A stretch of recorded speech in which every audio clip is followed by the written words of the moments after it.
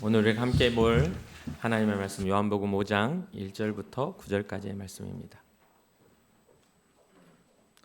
요한복음 5장 1절부터 9절까지의 말씀입니다.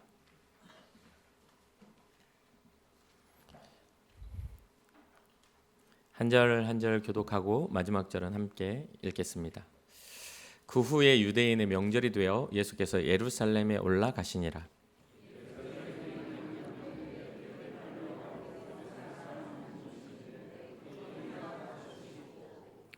그 안에 많은 병자, 맹인, 다리 저는 사람, 혈기 마른 사람들이 누워 물의 움직임을 기다리니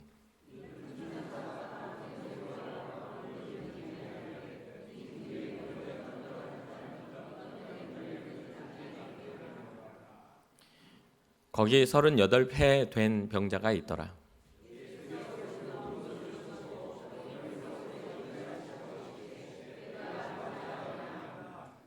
병자가 대답하여 주여 물이 움직일 때에 나를 못에 넣어주는 사람이 없어 내가 가는 동안에 다른 사람이 먼저 내려가나이다.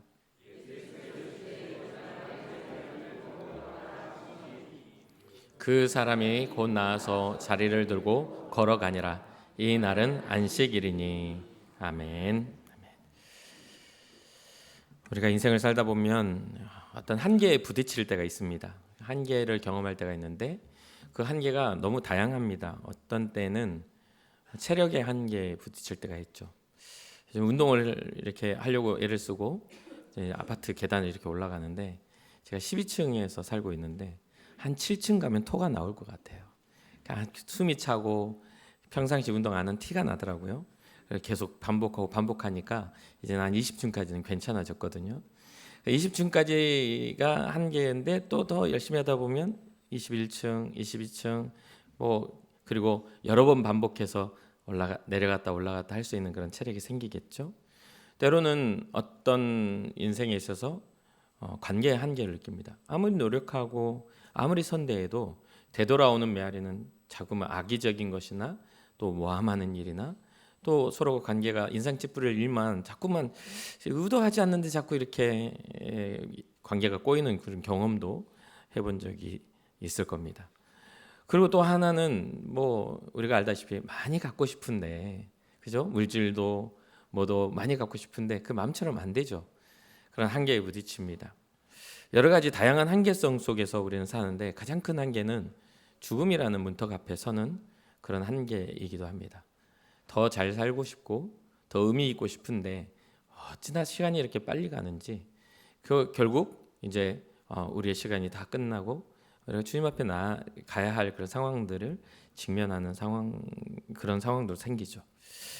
이런 모든 것들은 어떤 거는 의지적으로도 되지만 어떤 거는 의지적으로 할 수 없는 그런 한계가 있습니다. 세계에서 가장 달리기를 잘하는 달리기 선수가 0.1초를 단축하기 위해서 평생을 훈련을 합니다. 가장 1등이죠. 그러면 2등이 있고요. 2등이 있으면 3등이 있어요. 그러면 만년 2등이란 말이 있는 것처럼 그 한계가 사람이기도 하고 시간이기도 한 그런 한계에 부딪히지 않습니까? 내가 0.1초만 더 빨라도 내가 1등인데 그 0.1초가 단축이 되지 않는 거죠. 그 한 사람만 없으면 내가 1등인데 그 한 사람이 항상 앞서 있다는 거예요. 그리고 그 사람이 전 세계의 기록을 딱 세워놓고 은퇴를 하면 또 다른 사람이 그 기록의 벽 앞에서 그 기록을 뛰어넘으려고 애쓰고 몸부림칩니다. 그렇게 여러 가지 다양함 속에서 한계에 부딪히게 되죠. 그러나 그 한계는 언제나 누구나에게 그 앞에 다가서게 돼요. 세상에서 1등이라 할지라도 한계는 분명하게 있습니다. 오늘 본문에 등장하는 베데스다 연못에는 그 한계에 부딪혀 있는 절망의 집합체로서 많은 병자들이 거기에서 새로운 병의 고침과 새로운 삶을 위해 이렇게 모여 있는 곳이기도 합니다. 히브리 말로 베데스다라고 이렇게 기록되어 있는 이곳은 그 의미를 보니까 자비의 집이라는 뜻을 가지고 있습니다. 그럼 여러분 아시죠? 자비가 왜 필요하죠? 절망이 있기 때문에 자비가 필요합니다. 마음에 소망이 있는 사람은 자비의 집이 크게 필요하지 않습니다. 건강한 사람은 그곳에서 병 낫기를 기대하며 그곳에 있지 않겠죠. 여기에 있는 사람들은 다 건강에 절망을 가진 사람들이어서 그 베데스다 연못이 움직이면 어떠한 병을 가진 사람이 들어가도 병이 나아서 치료받는다라는 그러한 이야기가 있기에 많은 사람들이 그곳에 모여가지고 천사가 내려와 이렇게 그 베데스다 연못을 움직이기를 바라고 그것만 하루 왼종일 일주일 한 달 1년 그것만 쳐다보고 있는 거죠. 근데 이곳에 38년이라는 긴 세월의 고통 속에 있었던 38년 된 병자가 누워 있습니다. 그 스스로는 자기 힘으로는 한 발자국도 움직이지 못하는, 한 걸음도 물가로 다가가지 못하는, 가능성 거의 제로죠. 그거 혼자 있으면 어떻게 살아도 도움을 청해서 할 텐데 경쟁적인 그러한 구도 속에서 이렇게 있는 것이죠. 이러한 절망의 현장 가운데 이 주님이 찾아가셔서 주님의 주권적인 은혜를 베푸시고 그 병자와 함께 그 주변인들의 반응들을 우리가 보면서 오늘 우리가 어떠한 위치에서 어떠한 은혜를 받아야 할지를 한번 깊이 생각해 보는 시간이 되었으면 좋겠습니다. 좀 더 볼까요? 베데스다. 여기는 자비의 집입니다. 그러나 여기는 전적인 무능한 자들이 거주하는 곳입니다. 여기는 예루살렘 양문 곁에 위치해 있었고 5개의 행각이 있었습니다. 수많은 병자, 맹인, 다리 저는 사람, 혈기 마른 사람들이 모여 있는 곳이죠. 그들이 이곳에 모인 이유는 단 하나뿐입니다. 천사가 내려와 물을 움직이면 내가 얼른 들어가서 나의 질병, 나의 이 고질적인 고통을 해결하리라 라는 그러한 믿음으로 거기에 다들 있는 것이죠. 어떤 사람이 어떻게 이곳에서 천사에 의해서 물이 움직일 때 들어가서 병이 고침 받았는지는 기록되어 있지 않습니다. 이 사건 자체가 마태, 마가, 누가, 요한복음에 유일하게 요한복음에만 기록되어 있는 사건이기도 합니다. 이 베데스다 연못에 있어서 슬픔은요, 조건적인 기적이라는 겁니다.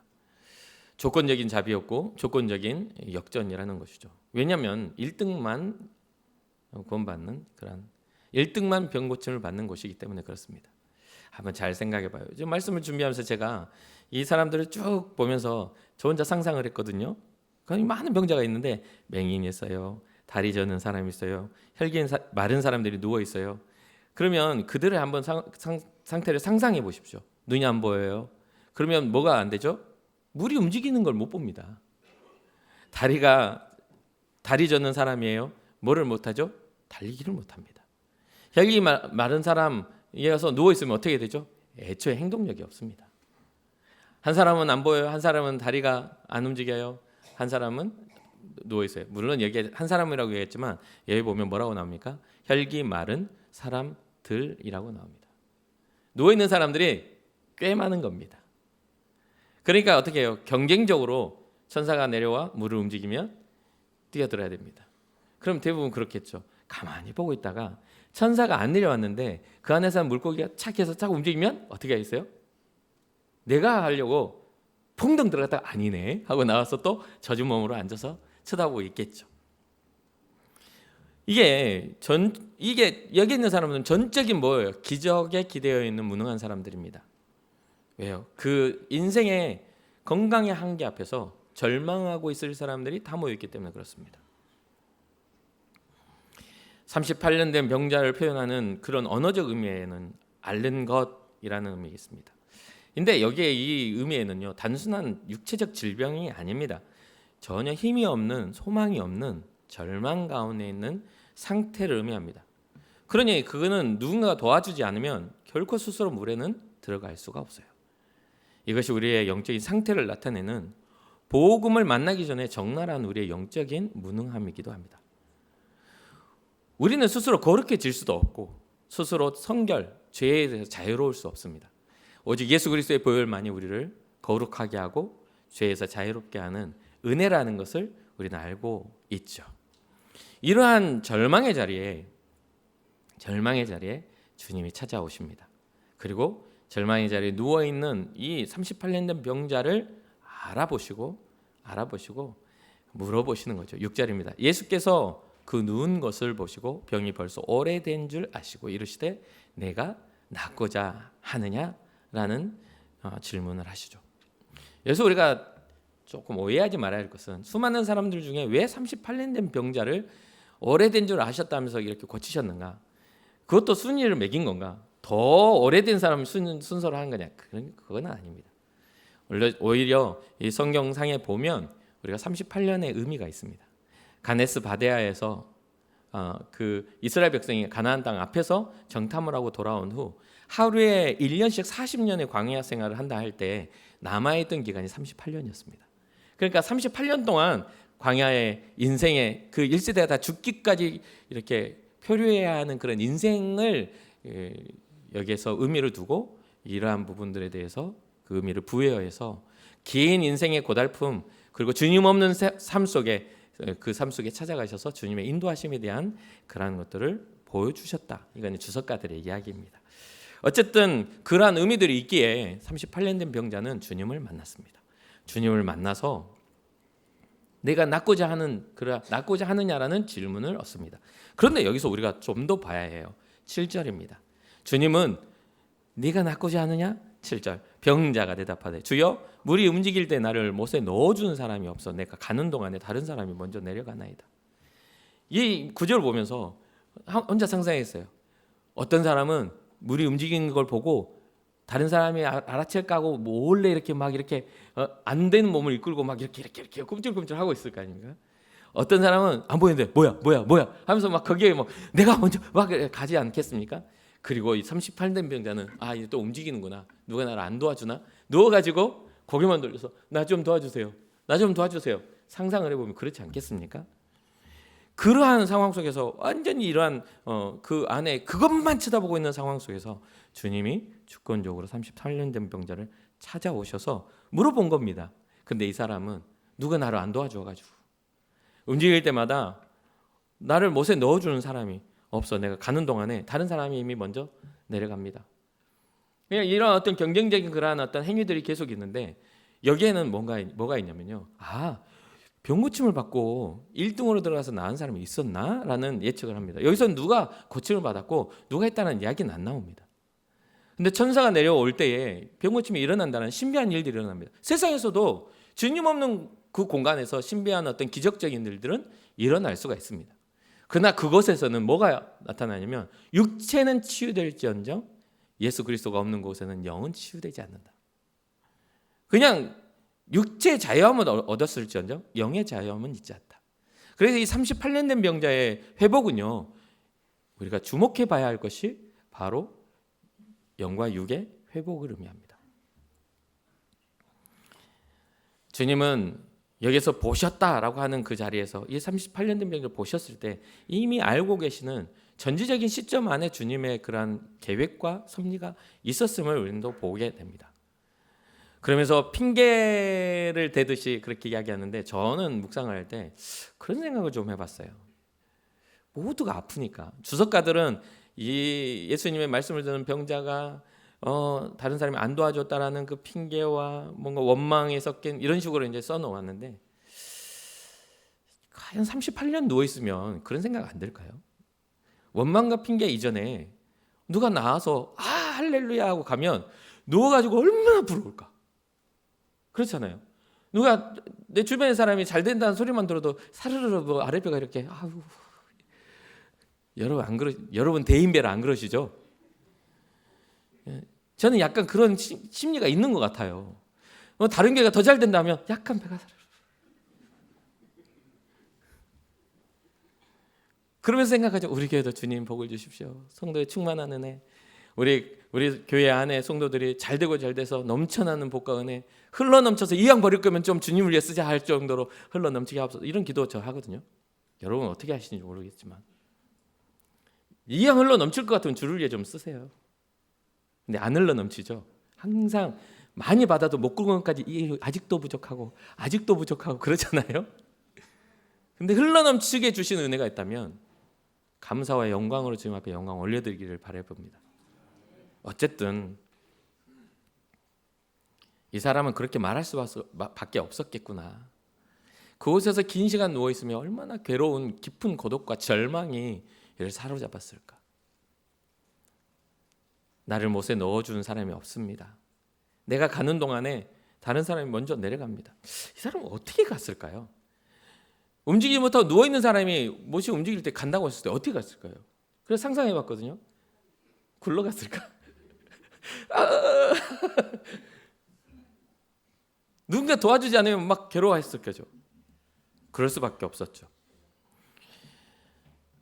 그리고 그가 이렇게 대답했던 이유, 정말 가슴 아프게도 주님이 네가 낫고자 하느냐 했을 때 그 주님을 알아보지 못했기에 그는 다른 대답을 합니다.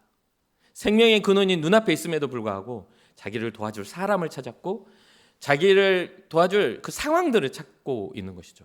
우리의 기도도 어쩌면 그럴 때가 많습니다.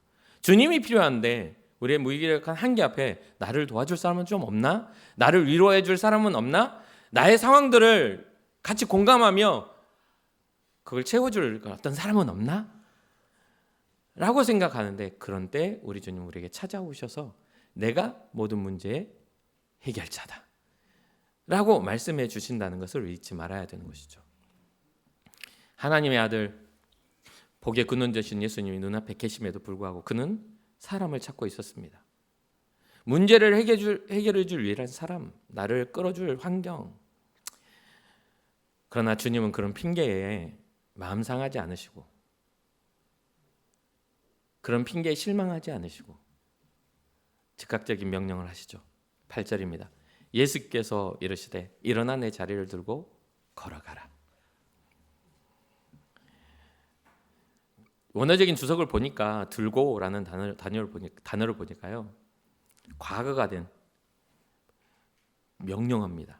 이제 너의 질병에서 놓여졌으니 이제 질병에 이른 과거가 되었고 현재 너의 일을 너는 일어서 걸어가는 것이다 라고 하는 강한 단호한 명령 안에 하나님의 말씀이, 예수 그리스도의 말씀이 선포된 것입니다. 그리고 38년 된 병자는 그 자기가 누워 있었던 그 자리를 털고 일어나 걸어가게 됩니다. 여기서 우리가 더 봐야 할 것은 이 결과가 아닙니다. 우리는 우리의 연약함이 성취되었으니 끝났구나. 와, 나는 이제 자유하게 되었구나. 나는 이제 건강하게 살 수 있겠구나. 이렇게 하고 끝난 게 아니라 치유의 결과가 나타납니다. 여기에서 다양한 관점의 치유의 결과, 예수님이 그 38년 된 병자를 치유하시고 다양한 반응들이 나타납니다. 그럼 첫 번째 반응은 무엇입니까? 먼저 38년 된 병자가 마비된 몸을 이끌고 일어나서 갑니다. 즉시 자리를 들고 일어나요. 극한의 절망에서 극한의 환희와 기쁨으로 변하는 순간입니다. 그런데요, 오늘 9절에 참 씁쓸한 단어 하나가, 한 구절이 첨부돼서 기록되죠. 그 사람이 곧 나아서 자리를 들고 걸어가니라 하면서 그 다음 구절이 뭡니까? 이 날은 안식일이니.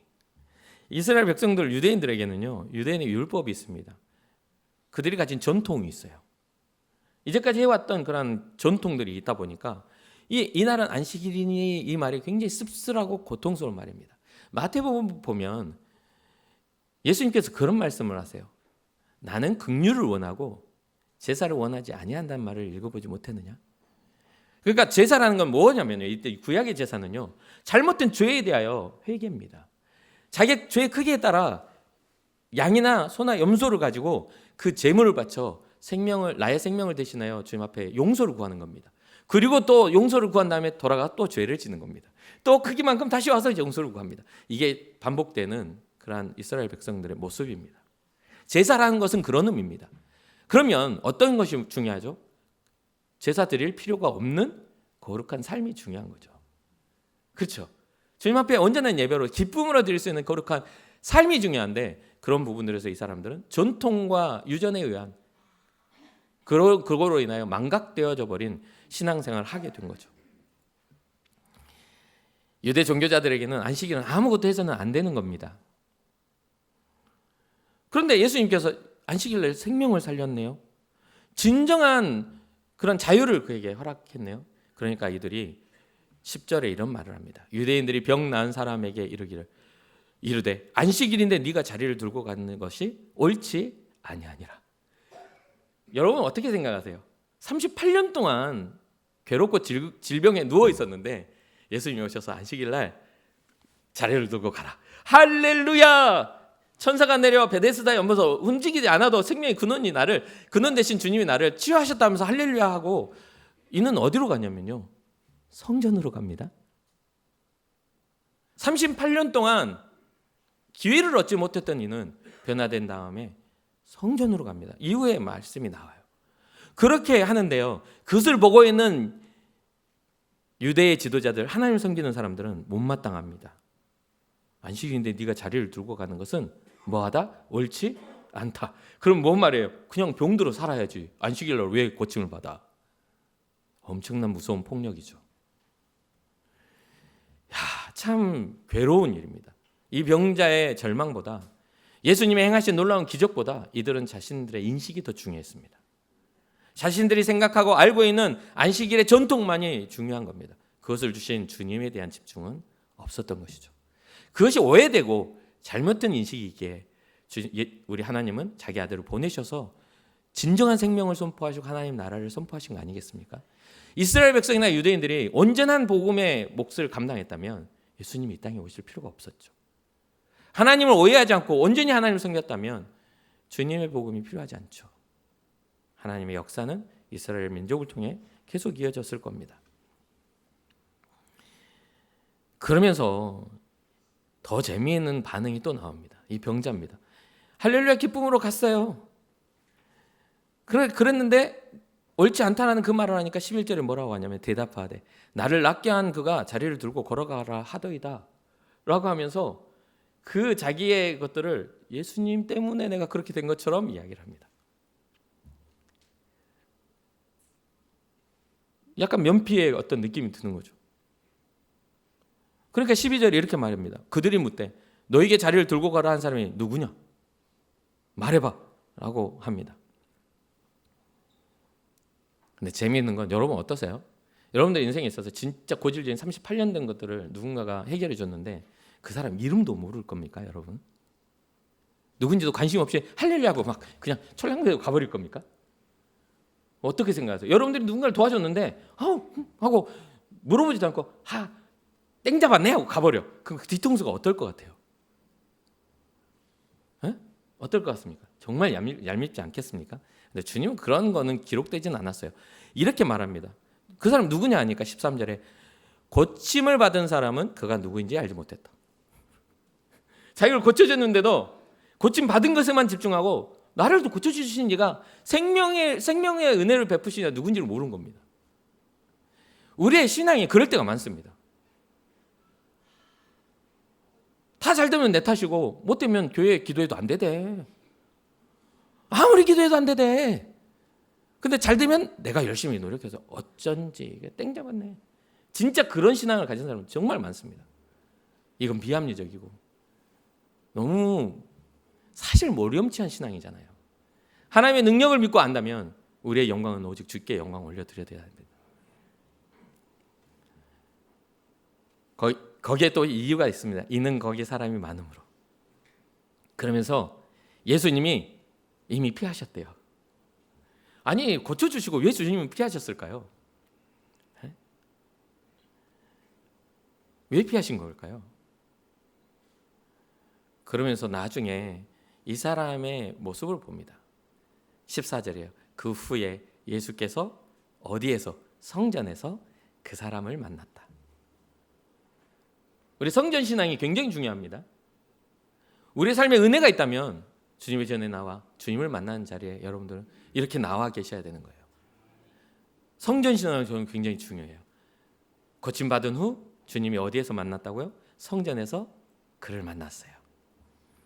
그리고 보라 내가 나았으니 더 심한 것이 생기지 않게 다시는 뭐를 하지 말라. 죄를 범하지 말라. 그 말은 무슨 뜻입니까? 이에게 죄를 범할 가능성이 있기 때문입니다. 이 상황적인 요소를 보면 병이 났고 유대인들의 그 냉담한 그 옳지 못하다라는 냉담하는 시선 속에 그는 핑계를 대고 자기를 구원한 자의 이름도 모를 뿐만 아니라 자꾸 그걸 피하려고 했던 모습이 보여져요. 그러나 이 사람만 문제가 아니라 우리도 똑같습니다. 우리도 똑같아요. 그리고 또 나아가 그런 느낌을 알 텐데도 15절에 이렇게 나와요. 그 사람이 유대인들에게 가서 자기를 고치는 예수라고 말합니다. 그 다 까발려 버립니다. 와, 저거 이거 설교 준비하다가 제가 몇 번 불끈했다가 가라앉았다가 이런 병신이 이렇게 몇 번 이런 줄 몰라요. 와, 그러다가 생각했던 게 뭐냐면 내가 38년 된 병자 같은 삶을 살고 있나? 어렸을 때부터 주님을 알았고 어렸을 때부터 은혜를 알았지만 혹시나 나는 영적 무지함 속에 주님 앞에 영광을 올리지 못하는 인생을 살고 있지는 않는가? 너무 서글픈 생각이 막 올라오는 거예요. 내 생각 속에 자리 잡고 있는 여러 가지 악한 모습들이나 생각들, 주님 아닌 다른 것들에 세워지는 자존심이나 주님 아닌 다른 것들이 채워져서 주는 만족들이 저를 막 괴롭히더라고요. 그냥 남 이야기할 것이 아니라는 이야기입니다. 이는 그럴 수밖에 없어요. 38년 정도면 사실 이래도 됩니다. 얼마나 괴로웠겠냐 이 말이에요.